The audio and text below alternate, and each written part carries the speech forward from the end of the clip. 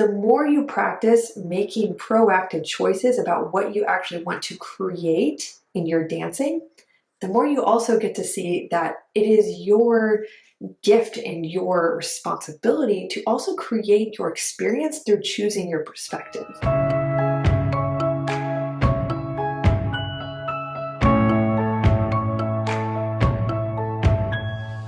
Hey dancers, it's Kirsten. Happy New Year. Welcome to the Confident Dancer YouTube channel. I know it's a couple weeks into the new year and maybe way after that when you're watching this, but I don't know about you. I love a feeling of a fresh start. I am not opposed to the new year, new me, and I'm feeling it. I'm feeling excited for this year. I'd love to hear how you're feeling about the year so far in the comments. I have one idea that I want to communicate to you guys in this video, which is something that really powerfully transformed my life when I understood this concept. And also the more I've been sharing it with dancers I work with as a coach, the more they really realize like, oh my gosh, I really never thought of this and I totally see how it could be life-changing. And the idea is to stop giving away your power. A lot of times in the dance world, and specifically the ballet world, which is the context I'm coming from, it is so normal to get used to this authority structure where the powers that be are the teachers, the directors, the choreographers, the people at the front of the room. And it is so easy to not realize that we're giving them more power than is necessary at all. So there's a difference between respect and power, of course. Maybe it's not so of course for you. Maybe this is the first time you're thinking about this, which awesome, welcome. That's why I'm making this video. Showing respect is important. Showing care and presenting yourself well to help facilitate a nice collaboration between you and the person at the front of the room, that's awesome. So yes, respect is great, but that's different than giving them your power. So what do I mean by giving them your power? We all have autonomy. And as dancers, it is actually really easy to forget that. We're so used to doing what we're told. We do the choreography that we're given. We try to do it just how the person at the front of the room wants it. We would like to think highly of ourselves, but a lot of times our self-worth and our self-assessment as dancers, in our minds, we feel like it can only be as good as what we think other people think of us. You know what I'm talking about here. So what it looks like to start taking back your power is to realize that you do have autonomy. You do have the ability to make choices that make a difference. So what are some of these choices or ways that you can use your autonomy? First, you are allowed to have your own opinion of yourself. I've been talking about this a lot lately, which is this idea that a lot of us feel like it's so deeply ingrained from our training that we're not allowed to have our own opinion of our dancing. And if we do value it too much, we're probably deceiving ourselves. We're probably wrong. We think, well, yeah, I have the mirror, but I can't see my dancing accurately. So I need to totally rely on my teacher to tell me how I'm dancing. Now, obviously the teacher is there for a reason, but the mirror is also there for a reason to help you assess yourself. Your opinion is valid, and let's stop having this absolute way of thinking where it's like either the teacher is the only one who could see me accurately because they're on the outside, or only I should try to have my own opinion of myself and that's the only one that matters. Our world is more nuanced than that. So yes, it is really important to recognize that your teacher is going to be able to see you from a different angle. They are going to be able to see things in a way that you can't because you're inside of your body just looking at yourself through the mirror or through a video. But let's also remember that they are not in your body. Also, they're watching a bunch of other dancers around the room. So however they see you or whatever they comment on, they are also seeing a small piece of the bigger picture, even though sometimes we really don't think that way. You're getting to see and experience from the inside a valuable piece of the picture. So remember, your experience of your dancing, whether you feel like, okay, that went well, that felt good in my body, that felt strong, that felt like an improvement, I want to encourage you to start focusing on that. Start focusing on your self-assessment and then your overall self-image and opinion of yourself. This is something that you get to cultivate. You get to say, what do I enjoy about my dancing? What do I like about it? And I encourage those words instead of what do I think is good or what do I think is bad? Good can be just such a values assessment that gets us all caught up in our heads. So ask yourself, what do I like about my own dancing? What do I like about dancing in general? And what does that say about my own strengths or aptitudes? That could become a big strength for you. So first, You have power in choosing and valuing your own opinion of yourself. You get to have your own mind about things. Recognize that a choreographer, a teacher, a director has their own opinions, and a lot of times on the inside we feel like that's the only one that matters. But no, yours does too. You are a person of equal value standing in that room, just like the person at the front. Maybe their positioning makes it seem like they're more valuable and important than you, but that is a lie. They have a different role in that room than you, but they are no more or less valuable as a person than you. Yes, we're there to learn from teachers, and so naturally we are there to have an open mind and to receive their wisdom and insight. Hopefully it is actually wise and good. And especially if a teacher, naturally they should hopefully have more experience than you that you want to learn from. So of course we're going to be there to take in information from them.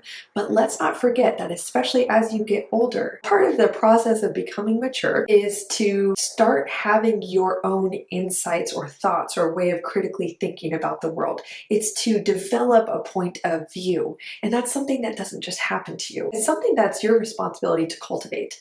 So I want to encourage you to start experimenting with yourself and asking, if I were the teacher at the front of the room, what is a note that I would make about the combination? What do I think about what they said? Especially, this is very helpful. Hey dancers, I wanted to just briefly take a pause in this video to talk to you about the Confident Dancer Coaching Program, which is an opportunity to work with me individually as your mindset coach to help you develop the confidence to truly feel and dance your best consistently. So much of being the dancer you want to be is a mental game. We know that. And if you're struggling with self-doubt, performance anxiety, low self-esteem, perfectionism, comparison, overthinking, all that stuff, I've seen it, I've lived it, I see it in clients all the time. And to walk them through this journey of supporting them and equipping them with the real tools and mindset shifts and insights to build the confidence that they've always wanted, it's so incredible. And so change is absolutely possible for you, even if you think, no, I'm a chronic overthinker, I can't.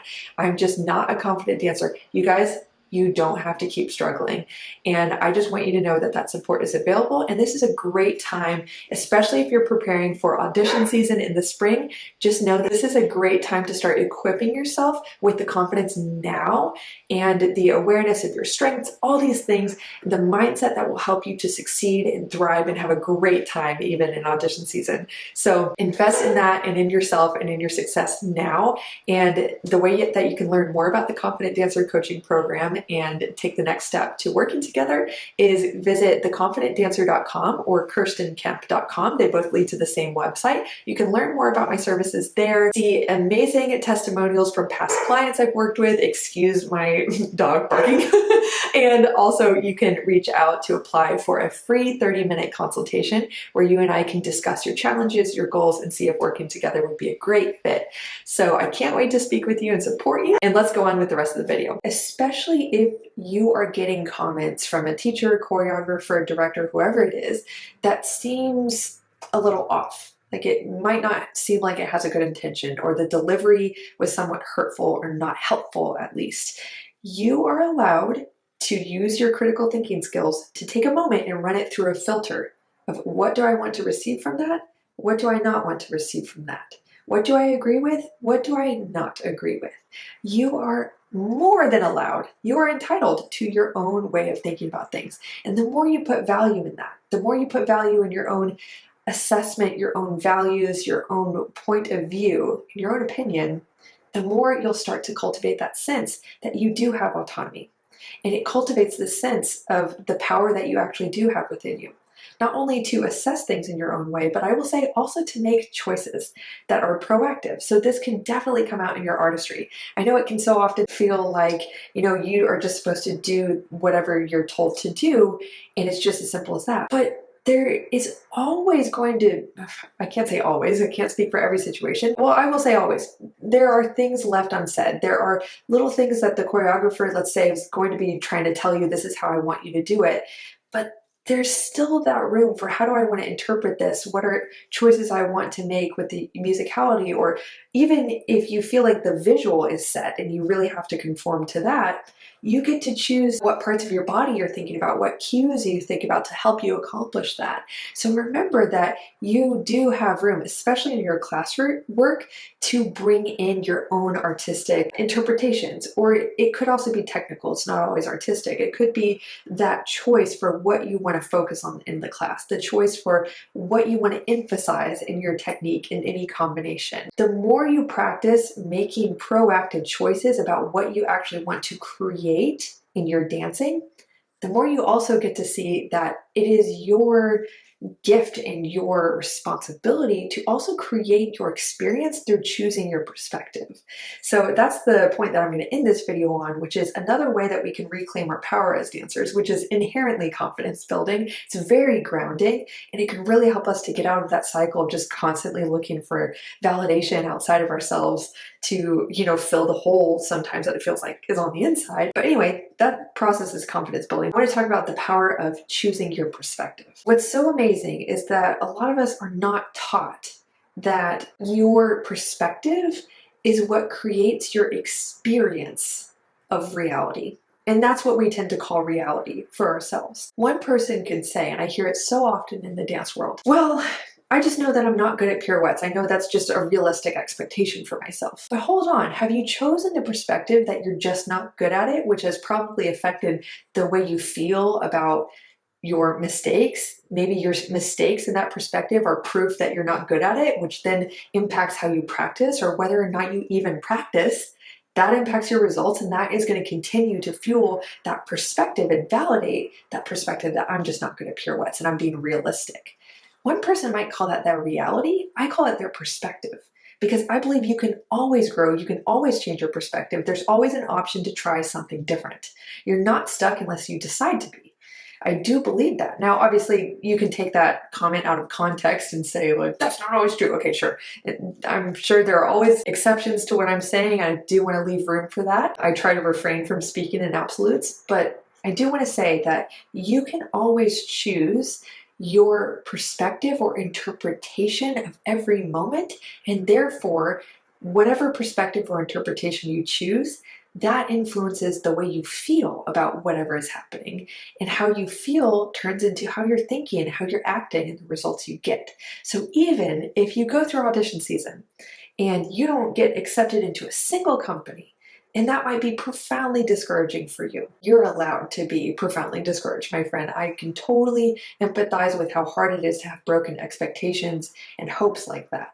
But you can choose to use that as proof. This is a perspective. You could interpret that as proof that you're going nowhere, that you're a failure. And of course, you would be so discouraged. You'd be stuck in that discouragement, most likely. But you can also choose to understandably process your emotions around that, but then shift into a perspective that actually fuels the life that you want to create going forward. That perspective could be, I'm going to choose to have faith that there's something I can learn from this experience that's going to help me take my next best step forward. I'm going to choose to use this to create a life that I want going forward. I'm going to choose to trust that there's some protection or benefit in this for me. You get to choose the meaning that you use to fuel your action going forward. And that is honestly the secret to satisfaction that so many people don't talk about. The secret to joy, the secret to confidence. It's a matter of perspective and what you choose to do with the power of your mind, which is such a powerful tool, my friends.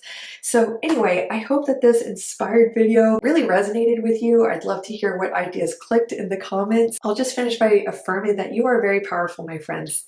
And by no longer engaging in this power play in the dance world where you put people of authority on a pedestal and you make yourself so much less. Instead, you do have the option to, we don't have to radically change the structure in the dance world to start to level up the playing field in our minds and say, no, I do have power. And the power I have might be very internal. It might not be flashy. Maybe I don't have power to change the whole world all at once or to change the way my director is talking to me, but you do have the power to make choices, change your perspective, do all the things I was talking about. And that is a lot.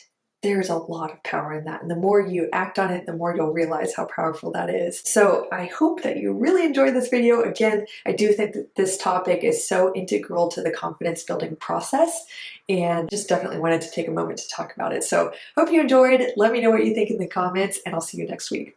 Bye.